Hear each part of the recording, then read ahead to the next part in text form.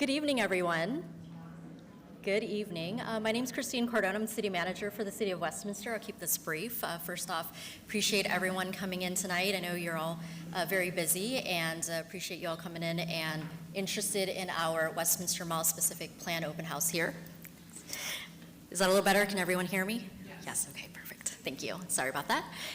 So first and foremost, the City of Westminster, we're celebrating our 65th anniversary, so there's a lot of history in the city. We have a lot of things that are set in our foundation, but at the same time, we are always looking to grow and improve. So we are very excited that the Westminster Mall specific plan that we are presenting tonight, this draft, is a part of that vision of growing our city and enhancing our community. So that being said, tonight you'll go through our presentation. We have some stations that we encourage you to visit once our presentation is done. And as you are going through our stations and looking at our presentation, I would just implore you to keep an open mind, think about the future of our city for the long term and what you want in this community. And so with that, I would like to turn it over to Adolfo Ozeda, our Assistant City Manager, and he'll introduce our staff. Thank you, Christine. It's really nice to see everybody come out tonight. I'm recognizing faces from when we last did this at the mall several years ago, pre-pandemic. So again, my name is Adolfo Ozeda. I'm the Assistant City Manager for the City of Westminster. And I wanted to start off the program by introducing some of our key staff members here. So we have Steve Radke, who's our Planning Manager. We have, and Wendy will introduce the rest of the consultant team. I did want to ask members of the building division to please raise your hands. There's one back there, that's Justin, our building official. We have a lot of planners in the house. This document is heavily planning driven, so any planners that are out here today, please raise your hand. There's our senior planner, Chris Wong. We have some other folks back there. So tireless effort went into preparing what you see tonight, as well as the document that you found, hopefully found on the internet. If not, we'll let you know where you can dig into that document and spend more time on it. I'd like to turn it over now to Wendy. Wendy has been a part of our team for a very long time as a consultant. I go back 15 years with Wendy. We worked on the general plan update together. We worked on the other specific plans together. So there is a lot of continuity with the team you have here tonight. And at this time, I'd like to introduce Wendy so she could introduce her consultant team. Thank you. Thanks, Adolfo. Good evening. I'm Wendy Novak, and I work for a company called PlaceWorks. We're an urban planning and design firm, and we have been working as an extension of city staff to help pull together the specific plan document. I am here with several of my colleagues. You can raise your hand. We've got a couple over here and another one over here. You'll meet later at the stations. And then I'm also accompanied by, the screen is doing this, two others, and this will be easy because their names are both Jason. The first Jason is from Fair and Piers, and Fair and Piers is the traffic consultant. And then, yeah, Jason Moody is like, that's not me, and Jason Moody is with EPS, and they are helping us come up with strategies for economic development and making sure that the specific plan is fiscally sound and supports all of the visions that the city has had. I think at this point we'll take a pause for those who are here and would like translation in Spanish or Vietnamese. We do have staff as well, so turn over to Adolfo, and then maybe we'll get Justin to come up too.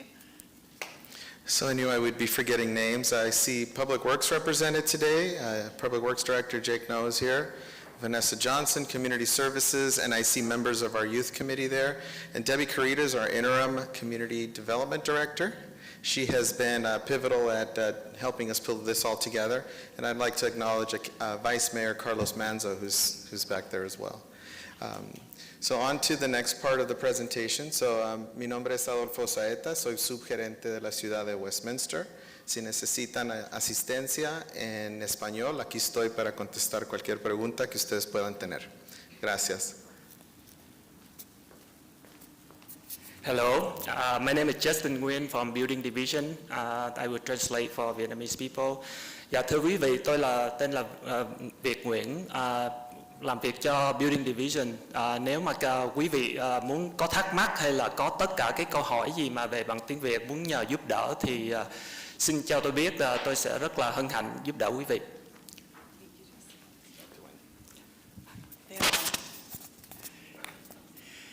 So now that we got to know you got to know a little bit about us, I'm just curious before we get started. I want to know a little bit about you all. How many of you were here in 2018 when we did the first presentation at the mall? Oh, thanks you guys, all coming back. Appreciate that. How many are first timers? Wow, it's like half and half. Welcome. So welcome to those that have been following for quite some time and those of you that are new. Tonight we are going to go through, I'll give you kind of the agenda of the evening. We'll talk about an overview of the site. So for some of you that don't know the specifics from previously, oh yeah, they're pointing. That was the one, if you didn't come to the mall. Oh, you're in the front row again? So we'll provide a brief overview of the site. We'll talk a little bit about what we heard before we started the specific plan process, what was important to the community. So I'll do a brief refresh on some of the big ideas that we had from a survey in 2018. Follow up on the next steps, so what we did. So we heard from you, now what was put into the specific plan? What are the details? How did that materialize? And then what's next, and where the plan is going, and other opportunities for you all to provide input. We also this evening have an opportunity at the end of this presentation to answer a few questions that you may have. And you may have noticed on your seats, you're like, why are there pens and little cards? If you think of a question during the presentation that you would like us to try to answer during the Q&A, please write the question down on one of the cards. And then we have city staff and staff from our team that can walk up and down. You can kind of flag them down, and they'll collect. Chris is over there. He's doing. So we'll collect the cards, group them, and we'll try to answer the questions as best as possible. If we are not able to answer those questions, during the Q&A, we'll have staff around the room to do that. So that will be the open house kind of afterward. We also want to welcome all of our friends, I'm speaking to the internet now, that are joining us via YouTube. Although they won't be able to submit comments tonight, we do have opportunities for them to submit comments online. So I think I just went through, I got ahead of my slides. So if you have any questions or need a card or need a pen, let us know, and then we'll pull your cards. And then if anybody has comments online, this is the email address to submit them to. So a brief overview of how we got here in the specific plan area. The actual mall site is about 100 acres in size. And it has various property owners. There's, I believe, 5 property owners now on site. And at this point, there have been no formal applications submitted to the city for proposed development. And so what this specific plan does is it sets the zoning for the site, which are the rules and the guidelines that any projects that come in must follow. So that's what we're looking at. This whole document is setting that stage for the rules that projects as they come in will need to be reviewed against. Way back in 2016, as you heard, we started the general plan. Have you all heard about the general plan? Is that a familiar term? For those of you that aren't planners and in the planning world every day like we are, a general plan is a document that is a guiding document for all of the land uses in the city. It looks at circulation, safety, open space, all different aspects of the city. And it helps to look at, as the community grows, how and where it should grow. So it shows that. And so in 2016, when the general plan was adopted, the Westminster Mall and a few other locations, like some of the corridors, were identified as those spaces for the community to grow. So that way you could keep and protect your single-family neighborhoods. And so one of the other things that the general plan did was it said that there should be a master plan for the mall itself, what that's going to look like, so that when you have multiple property owners, you have like one vision and one approach for the site. And so that's what the specific plan effort is. The property owners have expressed some interest in redeveloping sites. We know businesses are changing, and so the city is also required to, by the state, to provide certain housing opportunities and identify housing sites, and so the specific plan is one of those tools that they are using to do that. We talked a little bit about how the specific plan creates the zoning for the site. So the zoning is the rules, so it looks at things like building heights, setbacks, how far the buildings need to be from the street, landscape requirements, architectural requirements, signage, and they're all custom to this site as a special place. So the city has an overall zoning code for all the land uses, but this one is custom and specific to the mall. And so I think I mentioned this, that the purpose of the plan altogether is really to provide that comprehensive guidance for the site so that it helps to realize the vision and the community benefits and the things that the community has said that they want for the mall site. And that's the tool that is used. So a little recap on what we heard last time. In 2018, we put a survey out to the community, and we had almost 2,000 responses, which was phenomenal. And it really asked the art of the possible. Like, what would you want to see here? We got about 954 different ideas and comments about what people would like to see, wouldn't like to see on the site. 4 community workshops were held. One, you saw the photo at the mall. There was also another community workshop because we know there are a lot of neighbors in Huntington Beach, and traffic is a big concern of the community. So we held a workshop over at the high school specifically to talk about traffic and listen to the concerns the community has about things they would like to see, or make sure there's no cut-through traffic. We also have been active on social media. To date, right now, the Facebook Live has had over 3,000 views of that mall recording from the past. So we're really trying to get out there to spread the word in the ways that people like to communicate. So for those of you who shared with us how you heard about this meeting tonight, we appreciate that because we want to make sure we're talking to you in the places that you look for information. So one of the things we asked the community was, what kind of uses do you want to see on the site? And there were 4 kind of essential uses, basic uses: retail, hotel, residential, and office. And overwhelmingly, the community wanted to make sure retail remained on the site. That was something that people felt was really important. There was equal interest, a lot lower, but equal interest in hotel uses, residential, and office. So that's kind of a mix that we have looked at for the plan.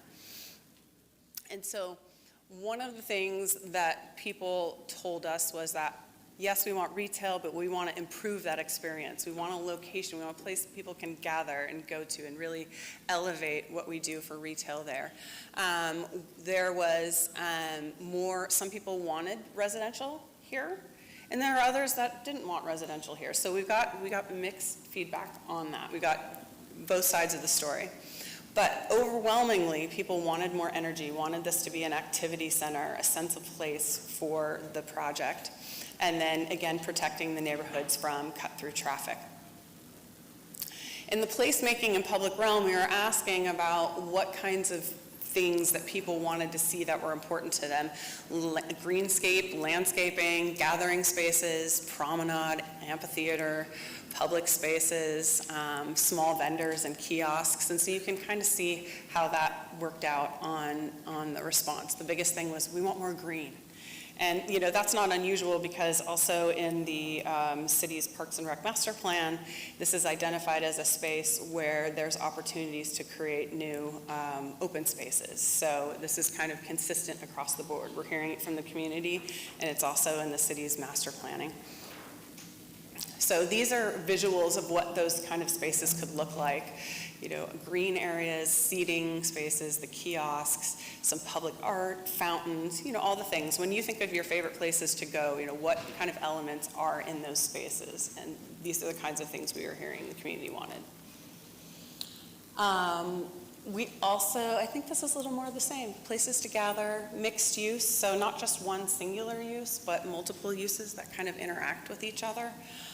Creating walkable streets, look at the pedestrian and what kind of experience the pedestrian has, and making sure it's a place for both locals and for visitors. So for mobility, the circulation conversation, we were starting to ask what was most important to the community, if it's parking, transit, if it's biking opportunities. And so overall, one of the big concerns is parking. How's that going to happen? What does that look like? Because that's another question we got. How do we watch out for overflow parking into the neighborhoods, which is something nobody wants to see. So that helped us kind of gauge what kinds of things we should be looking at. And so the overall message was that with new development, we want to keep as much traffic on site as possible so that internal circulation and whatever comes has to be accommodated within the roadway widths that are on Bolsa and Edwards. So no widening of the streets. That was loud and clear. The other conversation we were hearing was a desire for a main street, that place where you can walk, that kind of sense of place, creating a smaller scale. It's a very large site, as you know, so creating more of those spaces where people feel comfortable to walk. And then looking at improving the bicycle connectivity. So we are located, the site is located in proximity to the Navy Trail, or as we're calling it in the specific plan, the Nature Trail. And so are there opportunities to provide bike linkages to a regional trail facility that a lot of people found to be of interest? I think I've gotten most of these. One of the other considerations to keep in mind, or something to point out that is of value in the Westminster Mall site as compared to some others in Orange County and other places, is that it has its own on and off ramp. So that's a benefit because you can bring people right into the site without having to bring them through the neighborhood. So looking, how we can do that is important in the plan. And connectivity to the neighborhoods, because we're also hearing people want to make sure they can walk or bike to and from the neighborhoods and have this as a new amenity and type of use next to them. As far as activities and entertainment, so if we're hearing gathering space and people want to really energize this property, what kinds of things do you want to see? So we asked about a farmer's market, a food hall, the indoor entertainment, nightlife. Those were the top 4. We also had special events, playgrounds, interactive activities, youth-oriented activities, and food trucks. And we have already had the specific plan out for comment, and some people have already been providing us some additional feedback on the types of uses. So we like hearing what those are, and if you have some tonight, feel free to share those as well. And these are just some images.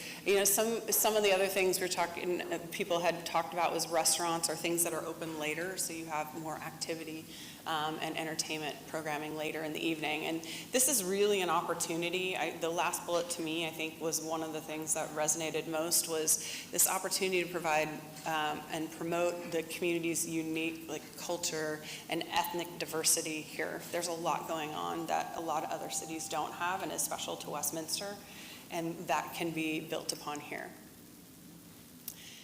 I'm not going to read this whole thing. This is the vision statement, but you can see the highlights. It's substantial reinvestment, the place to be, a vibrant social place, rich and inviting outdoor spaces, easily accessible, a variety of housing available to a variety of affordability levels, looking at hospitality, housing, jobs, and so overall economic health. What can this do, to help the economic sustainability of the community?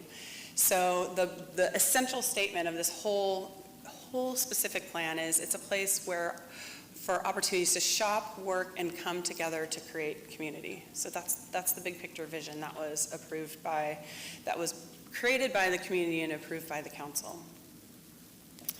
So with the overall objectives, you're going to kind of hear the same themes. When we were putting together the specific plan and all of the requirements that were in it, looking at things like, accommodating new development, how you address circulation and parking. I'm not going to read through all these because we have some more detailed examples later in the presentation, and I'm sure you want to get to Q&A and asking us questions quicker. So I'll kind of breeze through these. But, overall, we learned we want to maximize those community benefits, create a plan that's unique to Westminster, and address the community's biggest concerns. And in this first draft, you can see where that has been done. So the specific plan details, what is in there? I am not going to go through every single page of this document. It's long. It is online, but I am going to kind of breeze through the highlights. The intent is not to gloss over anything, but to give you a feeling of how those issues were addressed so that you can ask questions on your cards, we can talk to you at stations, and we can really have that one-on-one time with you so that we can clarify any questions that you have. So when we look at that 100 acres, what's allowed in there? So the specific plan, this is what's being studied at this point in time. It doesn't mean, we haven't seen any project proposals come in at this point. This is what the specific plan allows for its maximum. So up to 3,000 residential units. And of those residential units, affordable housing should be 10% of the number of units proposed. It allows for up to 425 hotel rooms. It allows for 1.2 million square feet of non-residential uses, so those are your commercial, hotel, office, and that's actually a little bit lower than what the general plan previously allowed. But it also requires that the site maintain a minimum of 600,000 square feet of retail. So when we were talking about, when we saw the community identify retail as the most important thing, we want to make sure that there's a significant enough amount to create that retail environment that the community has been asking for. So there's a minimum on there as well. To respond to the open space needs, the specific plan requires 9.5 acres of open space, and that would include a 3-acre park and a 2-acre park. And then open spaces can be provided various ways, either through paseos, smaller like landscape areas, balconies. There's a lot of different ways, and that's spelled out in the specific plan. So if you think about that, that's trying to get to, it's about 10% of the acreage, because if it's a 100-acre site, it's almost 10% for open space. So these are what's being studied in the environmental. This is what's allowed up to in the specific plan, and then different property owners will come in with different projects depending on what they are deciding to propose. So it may change and it may look different in the very end when they start coming in for applications. So this is kind of a visual of the types of things that could be allowed, kind of that mix of hotel and retail and office. And this is a conceptual diagram because we don't know exactly where things are going to go, but we have a general idea and guidance about what things might be appropriate where. Some things may be more appropriate closer to the freeway versus along the edge of Bolsa and Edwards, and looking at those transitions to the residential areas. So you can see at the core, I don't know which one is my pointer, we'll find out, right here. So in the core right here, there's really a priority uses of residential, retail, office, entertainment. And I'm trying to, that is not showing up very well, all the details, but that's kind of that core. That's where the main mall building is right now. So you can look at a mix of those types of uses. As we get to the edges, you'll start to see that there's kind of second priority uses. So the edges along Edwards are a residential priority, but the second priority of uses could be office and retail, and some smaller uses. So it's looking at that scale and making sure those buildings are transitioning appropriately to the single family, which is surrounding. Along Bolsa, this is envisioned as more of that retail edge. That's that kind of main entry into the site. And so the priority uses here are geared more toward retail, but the second priorities are residential, hotel, and office. So you can kind of see the goal is to have more of a retail entry in and then residential on the edges, but the entire site is mixed use, so there's some ability to mix the uses within these kind of conceptual areas. So when I talked about making sure that there's a minimum retail requirement for the site, and Jason Moody can talk a little bit more about this, there was a retail preservation policy that was established and put in the specific plan to ensure that that occurs. And this is a graphic that shows generally where we envision that might happen. It follows that, what I was showing, that retail edge prominent and coming into the middle of the site. But this is a conceptual layout of where that might happen. This area might change a little bit depending on where the projects propose certain things. But this will show that conceptual area, and then we'll review it as each project comes in. And this is a concept that was put in the specific plan. This gets more into an illustrative, and this is something that PlaceWorks put together. This was just what could it look like with new projects or buildings inside. So you can see that there are, Okay, parking would be parking structures. So it's tucked in. So it's not, the whole idea, what's happening now is that we're seeing with the malls that were built in the 60s, you have large swaths of parking, and that's the area now people are starting to do infill. And so that's what's happening. Now, we don't know, this center mall could go away, this whole thing could be a blank slate, it might not, maybe portions would stay, we don't know. So this was something just to help people visualize how buildings could start to fill in the parking. But depending on the types of uses, there may be some limited parking right adjacent to the use, or it may be in a parking structure tucked away. So there's lots of options there. And then when we look at things like height, there's lower height near the edges here, and I'll talk about that in a little bit. And then the heights allowed by the freeway are a bit taller, so that's away from the residential, but allows for that use of the space. And so, as I mentioned, we won't specifically know until property owners submit a formal application about what's being proposed, but this was just our take at trying to look at things and how could that look, kind of the art of the possible. So other project considerations we looked at to make sure the design, design's really important in how do you experience a space. And so we're looking at views and edges, so those edges adjacent to the residential on Bolsa and Edwards, the views and edges from the freeway, because as you're driving by, this is a big site, you can see into it, it's a landmark for Westminster. Looking at those gateways, when you arrive from Bolsa and Edwards, how do you know you've arrived? What kind of signage? What does the landscaping look like? How does that feel? Internal circulation, how do people get around so we can make sure that they stay off the streets as much as possible? We get them into the site from the freeway, and then we keep them on the site as much as possible so that way it's contained. And then open spaces. Now we have no idea where the open spaces are going to go, but when we talk about the Navy Trail, we've got Navy Trail linkages up here, and then there likely will be the open spaces throughout the site. The hope is that they're spread out so that the different users of the site would have access to them. So the placemaking in the specific plan identifies all these different types of open spaces and ways to achieve them. So I'm not going to go through all of those today, but there are promenades, there are plazas, there are parks next to main streets, those types of things. So those are spelled out in the specific plan.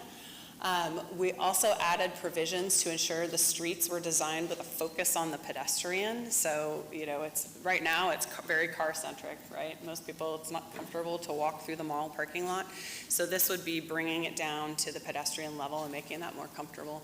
We included standards to ensure that there's a high level of architecture and design. So what materials are being used?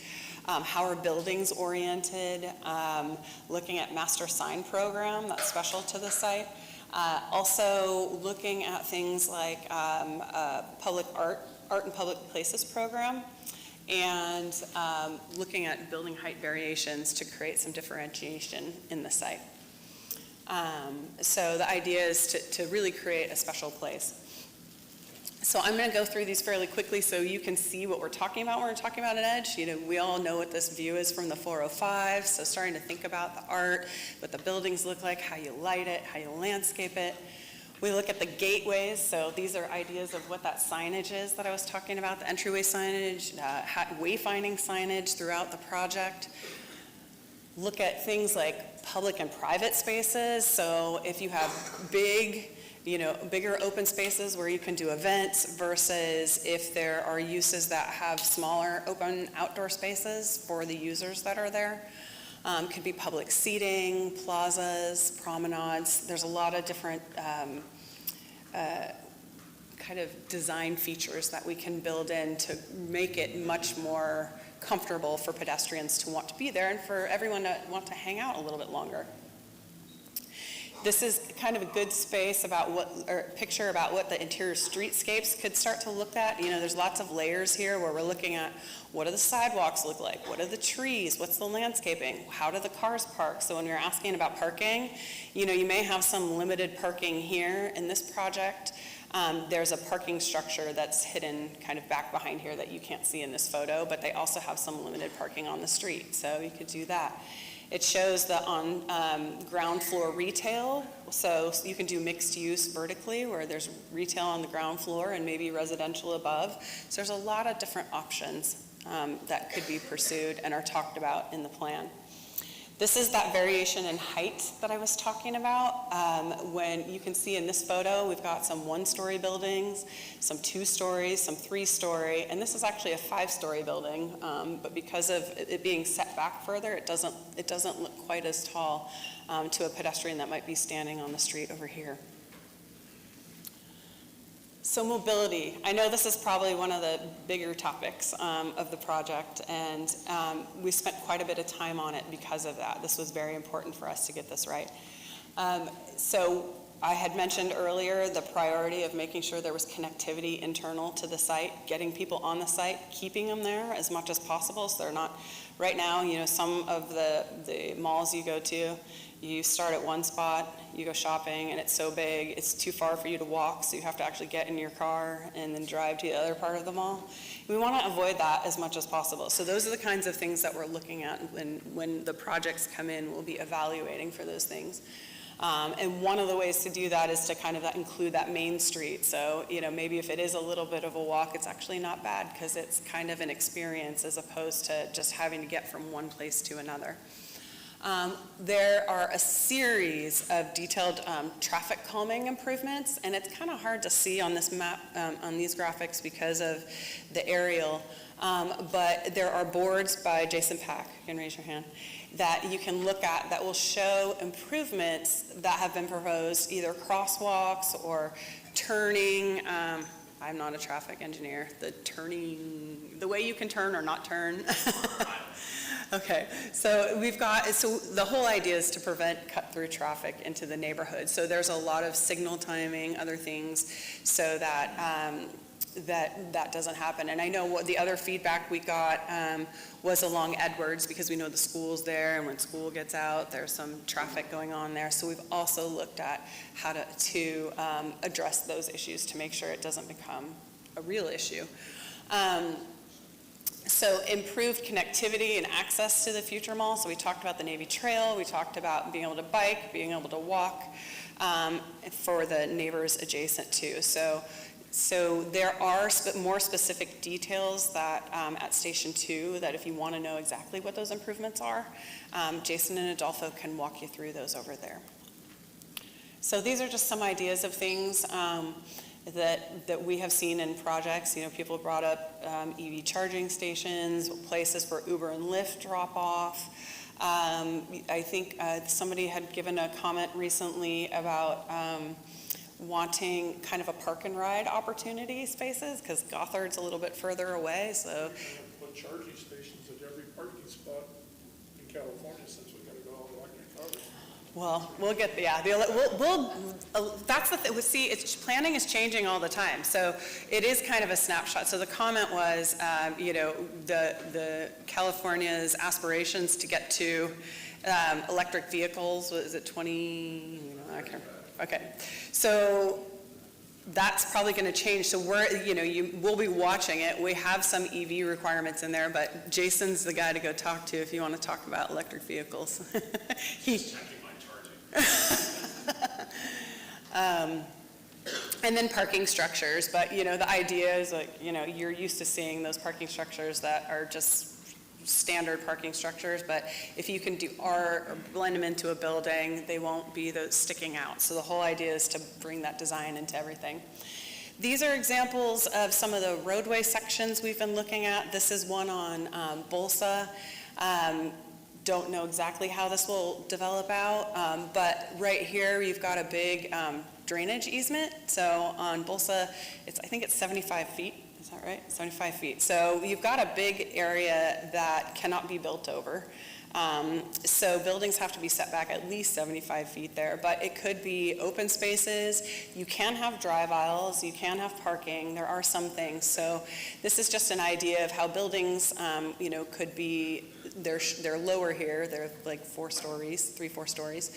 And then the kind of spaces, you can see like this shows a road, we show an edge for pedestrians, and then this is the street right-of-way that stays exactly the way that it is.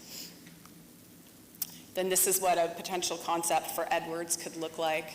These show some of like residential uses and maybe some kind of like small personal service type uses facing the street. But you could have stoops that walk up, you could have setbacks, you could have just windows, you could have landscaping, you could have bike. There's a lot of different ways. So this just gives you an idea of what that could look like. So what's next? I'm sure you're tired of me talking. Like, what is going on? Well, let me ask my questions. So we are at a spot right now where the specific plan has been drafted, and there is a document that goes with it that's called an environmental impact report. And big projects like this are required to do those. So the EIR looks at any potential environmental impacts that could be created by the specific plan, so the rules that we're creating, and then identifies what we call mitigation measures to make sure there aren't impacts or to minimize those. And so the mitigation measures would be other recommendations or things that should be done. So we are in a formal, this is a California document, the California Environmental Quality Act, so that's planner jargon, but we have a required review period for that. So that's out on the streets, and formal comments on the EIR are due by October 3rd. But we are still going to be we'll be taking in your comments from tonight, from the EIR, and any comments we get up to the Planning Commission and Council meetings, to be keeping those and compiling them and sharing with Planning Commission and Council what you guys have said, and then offering them suggestions from what we've heard if there's any potential edits to the plan. So it looks like we're tentatively scheduled to get to Council in November. Not tentatively, we are. It's the 30th of November, we'll be there. But we'll be to Planning Commission before then. So we don't have the date on Planning Commission yet, but there'll be opportunities for you to come there and participate and listen, or you can submit your comments online. So, that being said, how to provide your feedback. So tonight there's a couple things going on your chair for this part of the open house. We'll collect, if you guys maybe could hold up your cards if you have questions. This would be a good part for people to start collecting them. But if you don't have any questions tonight, but you want to leave a comment, we have half sheets that are on the very back table. And you can fill out a comment card tonight, or you can also go online and fill out and leave us comments there. So here's all our online contact information. We will also be putting all of this on this PowerPoint show on the web. And in the back of the room, next to the comment cards, we have what we call web cards, which are little business cards that have all the web information on it. So if you're like, lose your piece of paper, if you want to grab one of those, or grab a few to hand to your neighbors, you can pick those up as well. So for those of us that are joining us, online, you won't be able to provide the same handwritten comment cards as the folks here tonight, but you can provide written comments via email on the website. And again, we'll forward all of these to Planning Commission and Council. And so at this point, I don't know, do we have any live questions right now? Do we have anything that we want me to try to answer? It's like, do we have them written down? Okay. Oh, we've got, great. So, and the way that this goes is I'm sure Everybody is going to ask the question a little bit differently, so I'll read them and try to answer the parts as best I can. But as I mentioned, if I don't get to it, please feel free to go to the stations that we have of the different, and if you don't know which station it should be, just ask one of us, and then we can get into more detail for you on those. And I am going to call on my esteemed panel if I need to for some of these questions. Okay, where do we start? Let's look, this one's a big one, so maybe we can start with this one. So, it's glasses time. We've got some questions about when the project will be complete, when we anticipate some final renderings, and so we'll talk about that. And I don't know, I can just answer some of these and City can flag me down. Okay. So we don't have final renderings. There's no formal submittals yet. So the concepts that you see set up the zoning and the requirements. Once the zoning requirements are adopted, then the property owners can come and start submitting formal applications. So if we don't adopt the plan until November, likely it will be sometime after that. So the other questions, one other question I have is, it says, what type of partnership is this project taking with the City of Huntington Beach? This is a City of Westminster project. However, the city has gone out of its way to start talking to Huntington Beach, talk to the residents. We had the workshop to talk specifically about traffic and had it specifically at the high school so that the community could come out. So the city has been open to comments and feedback, and I don't know if there's anything else. Oh, okay, yeah, and so the other thing, thanks Adolfo. Adolfo had mentioned and reminded me too that other agencies, so Huntington Beach could comment on the specific plan as well. So I know that City of Westminster and Christine has been in contact with Huntington Beach, and they know that this is going on, and so that's the kind of coordination that's been happening there. So let's talk a little bit, what's this one? This is a good question. We don't have an answer for this right now. It says, what kind of security will be offered at the mall and the parks and the green spaces and the parking lots? And that's a huge piece of what we look at when projects come in and they're evaluated. It's called crime prevention through environmental design. So you look at those things. Where is the lighting? And I believe most of all the projects get routed to the different departments and the police department and others. I see, Steve, am I getting that right? Police department, and Public Works, everyone comments on the plans, so they would be reviewing those for safety issues. Just one more thing to add to what Wendy said. Chief Linier, our Chief of Police, has recently brought on board a safety consultant that sits along with their police department as these plans are routed through the police department. Not only do our local police experts who know the community well comment on these plans, we have a consultant who does this type of work. He's a retired police officer who does this type of work throughout the state. So we're really making sure that all of the new designs that are approved by council have that extra look.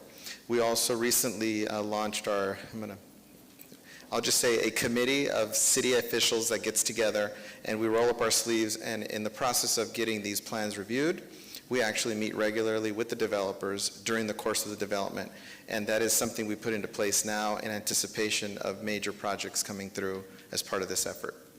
Thank you. Look at these while I'm doing. So here's a comment that says, will there be housing for young people with lower income, lower rents?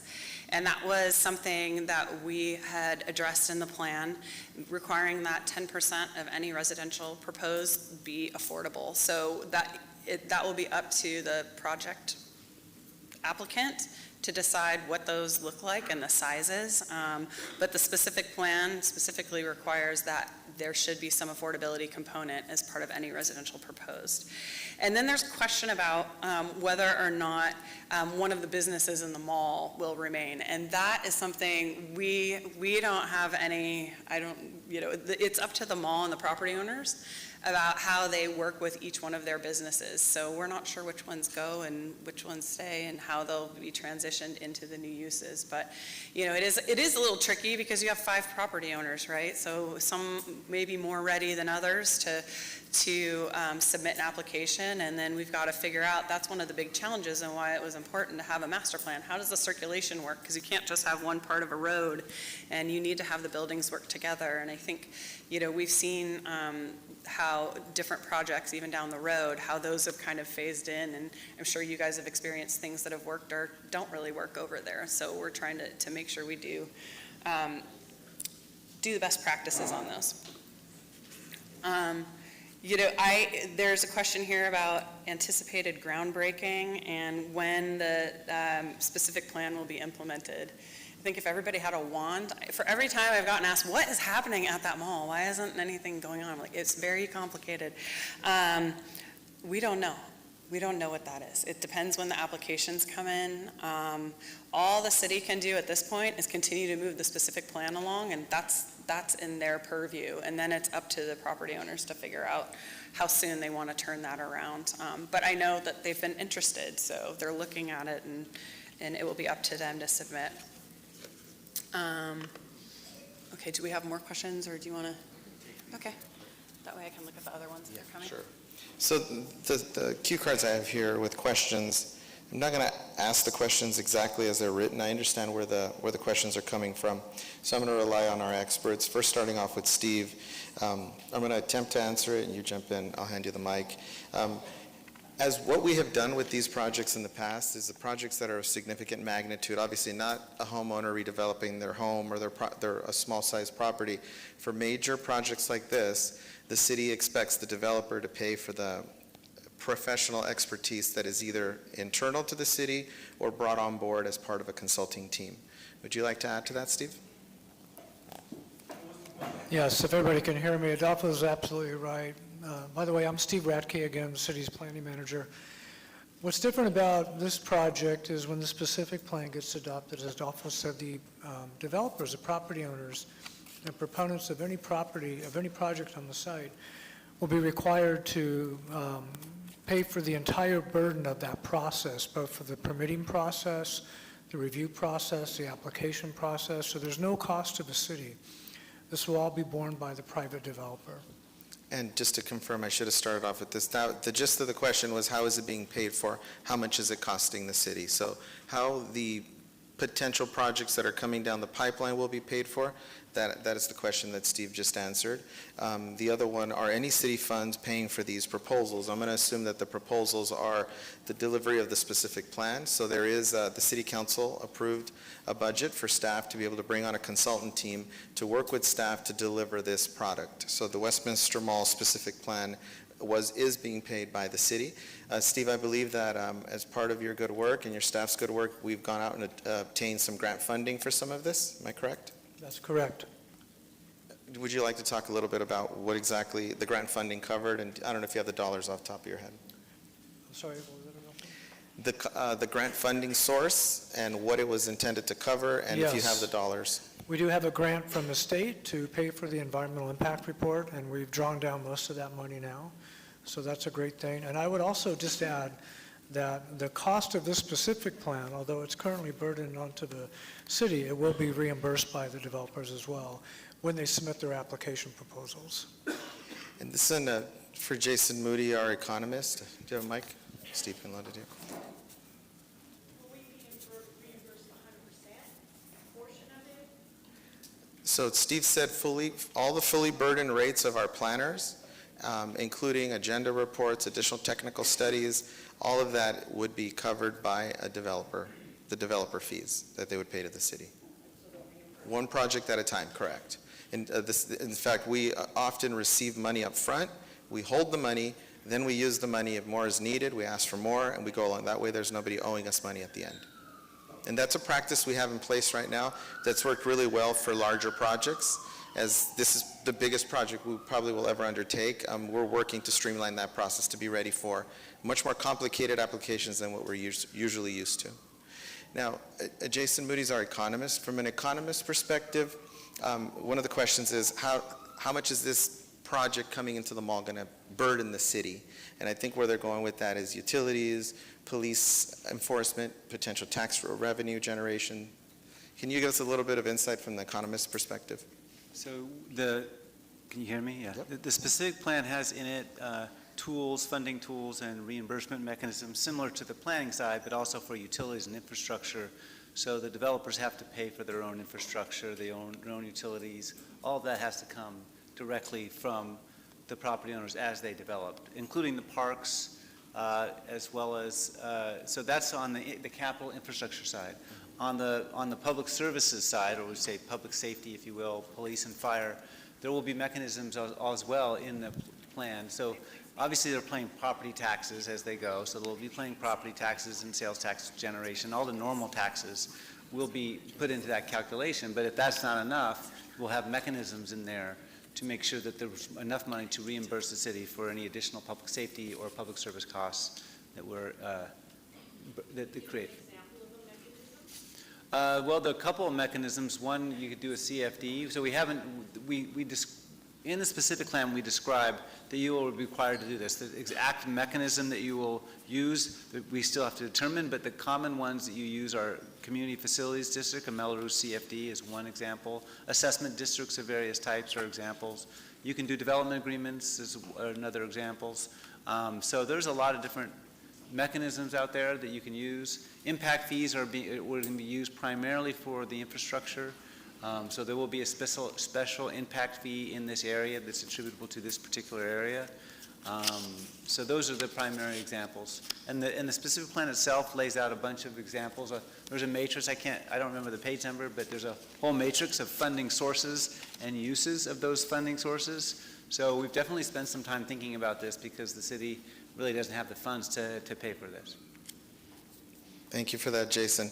I'm a little biased, so I'm going to jump ahead to some transportation questions to keep Jason and myself on our toes here. One of the questions is, how will you mitigate the additional stress on roadways maintained by the City of Westminster or Huntington Beach? So Jason just alluded to fees. So what happens in the city right now is as new projects come in, they provide, and they have to essentially cut a check to the city, traffic impact fees. Depending on the size of the project, that check can be a very large check. Smaller projects, a smaller check. The city has those funds set aside for matching funds in many cases. We'll seek additional funding. We'll utilize these fees as matching fees, and we go ask the state or the county for additional funds. So that is a part of it. The project actually identifies some potential mitigation measures to some of the intersections surrounding the mall. So we have, in our workshops with the property owners, we've explained to them there may be a need to essentially update some of these traffic signals that have been in place since the 1950s that in fact the city inherited from the county when we incorporated 65 years ago, right? So there is a funding mechanism that's coming through these developments that are intended to keep the roadways around the project site in tip-top shape.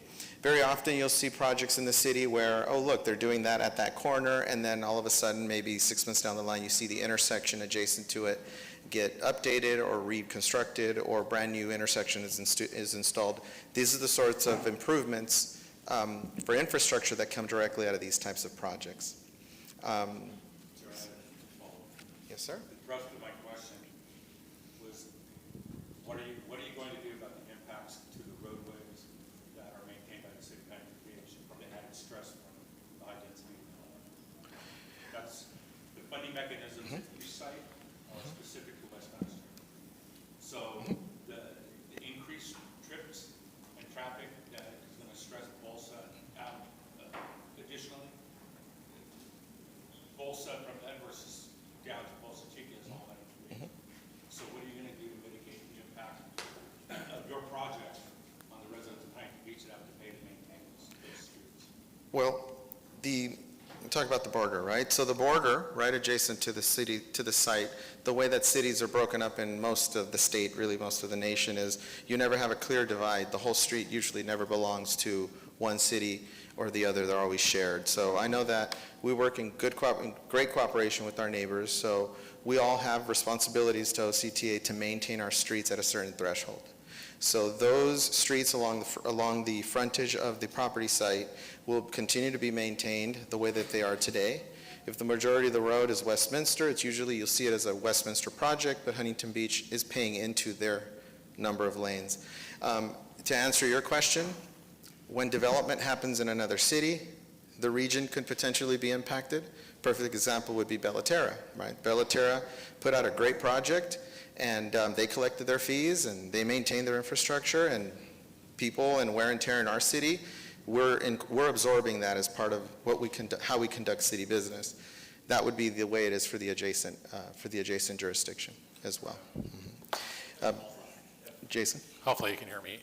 I'd also like to add that when we did do the public outreach at the mall, one of the things we did here is a concern of traffic intrusion, specifically into the neighborhoods of Huntington Beach, but also the potential concern for parking in those neighborhoods. So we did build into the specific plan a series of improvements you'll see, and Wendy touched on them briefly, to try and identify diverters, place that burden on installing those onto the development as it occurs, and also depending where it occurs on the site, to make sure that we're not making it easy for traffic from the mall to intrude into the neighborhoods and come into the streets of Huntington Beach.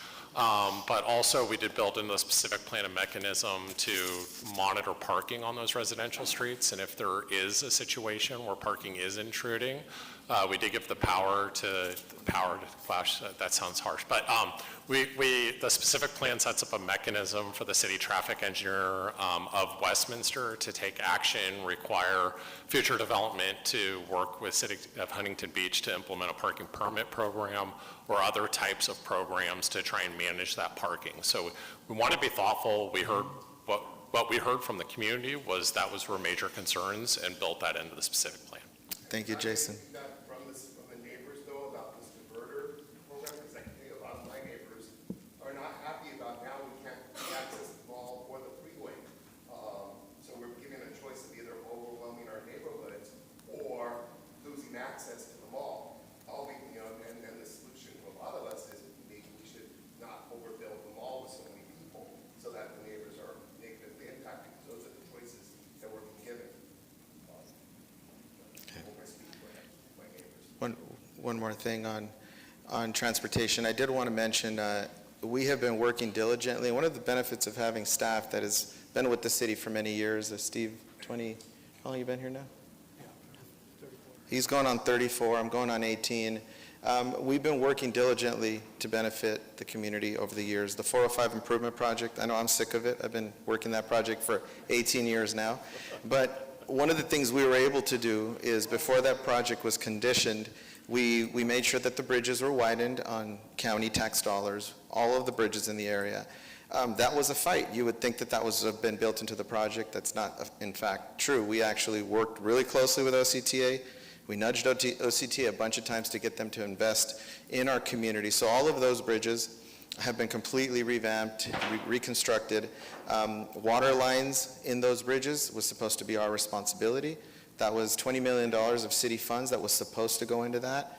We managed to convince them to essentially change out every water line on all of these bridges in the entire corridor to benefit the community, also done on OCTA tax dollars. The main intersection, Golden West and Bolsa, which is really congested now and hopefully will be open soon, that mitigation improvement, the freeway ramp, all of those improvements were something that we lobbied for and that are benefiting the immediate community at this time. I do remember the mall firing on all cylinders. I would work with the mall 18 years ago. Employees parked at a school somewhere. They were shuttled in during the holiday hours. We changed the signal timing of the streets. There was a lot of activity, and we are aware that that site in the past did overflow parking into the community, and we were very mindful of that. One of the things I've done over the years that I've been here is we've taken the power away from the developers to bring in their own technical work. We make them pay for technical work, but we condition and we oversee the technical work. So the numbers that we're getting out of all the studies you see in the city are vetted by the city, and they're generated by consultants that the city has vetted and not somebody that's coming in with the developer. That's something that I take great pride in. And when Jason says we're going to make sure that every project assesses parking before we approve it, we're going to do this every step of the way and have a running count of parking on site. There will never be mass construction where everybody's got to figure it out. That's never going to happen. It's going to be done stages so that we never have to deal with an overflow condition. And again, those are studies that the city wholly controls and approves. So, Wendy. All right, we want to be respectful. Concerned about the parking because with the, all of the history with Westminster, the AEUs going in and no parking for them. So I'm a little concerned that maybe the ball will be dropped in this particular situation too. And so if there are, I know there are a lot of questions related to circulation, parking, and traffic, because I want to be respectful of everybody's time. We have a few other topics to cover. If it's all right with you, what I'd like to do is hit a few of these quickly, because it's this, we're scheduled to conclude at 8:30, so I want to make sure you guys have enough time to walk around and talk to everybody. We got a few questions. One about the schools. Were the schools notified? Do they know? Yes, it's part of the environmental impact report. That's one of the things we look at. We talk to them as part of the development. You guys talk to them. Developers need to pay into all of their fees, and so the schools are very aware. Then I love this question. I want the three people that asked this question. If I got the answer to this question, I would buy a lottery ticket today. The question says, if with 3 or 5 property owners, what happens if they don't agree? Or how do we get them to move this project forward? Or how does it not be a piecemeal project? That is the thing that we are really working hard, to ensure that it's a master plan. They have to know what's going on because with each other, so they have conversations with each other, but they may come in at different times. And so that, from the outset of this process, that was a big concern of the city, of ours, how all this works and phasing and timing. Until somebody comes in with a project, we don't know. So I know the city's in touch with all of them from time to time. And so, yeah, if we had a magic 8-ball on that one, I would love to be able to answer it. We got a question about whether or not the main mall is going to be torn down. We don't know that either. There have been ideas about it going away, about parts of it staying, so we have to wait and see what the property owners bring up. There's question about, let's see, I think these are all traffic ones. So let me go to the other pile of what's left. Okay, one of them is on lighting. What kind of considerations will be made to ensure lighting? There's no spillage. And so we actually, Scott is an expert at this. He does all sorts of lighting studies and looks at the candle. He can tell you all the candles, foot candles, thank you. And we shielded lighting, different types of levels. So that is something, as each project comes in, it will be evaluated for and regulated there. And then there's questions about residential, why residential in the community center? Is there residential in other areas like ours? We've seen a lot of mixed uses in a lot of different places. You look at Santa Ana, you look at Huntington Beach. We just don't know exactly where the residential is going to go. So you want that flexibility when those property owners come in. Maybe it bumps a little bit into one of those.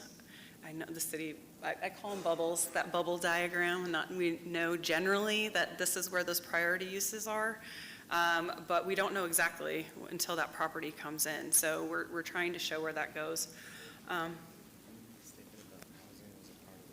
Oh, yes, thank you.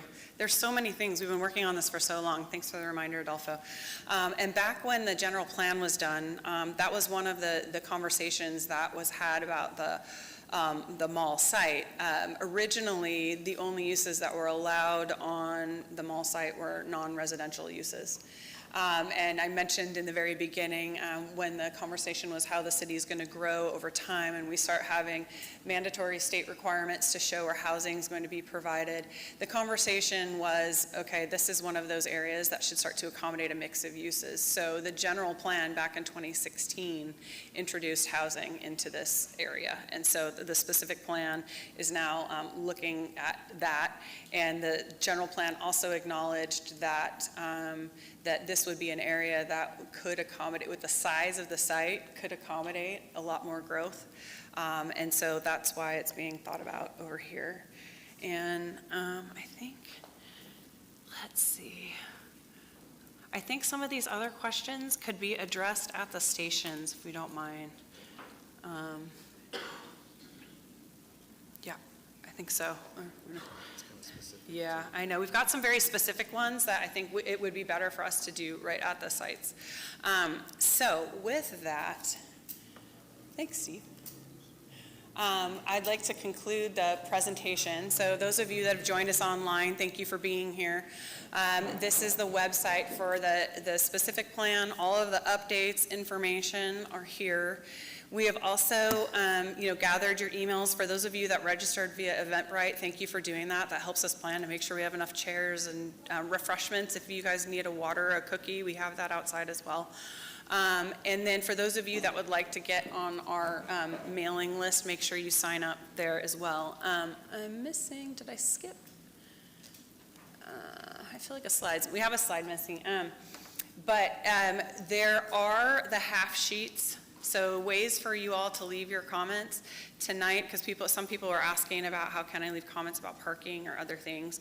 On the very back table, there are half sheets, and you can write your comment down, leave it in there.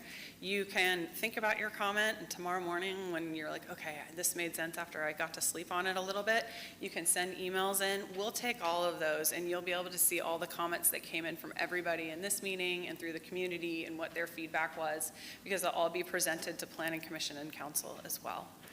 So with that, I'd like to stop talking so we can start listening to you guys. And I appreciate your patience and your time and showing up in your free time to be here and learn more about this. So please come by and if you have any questions.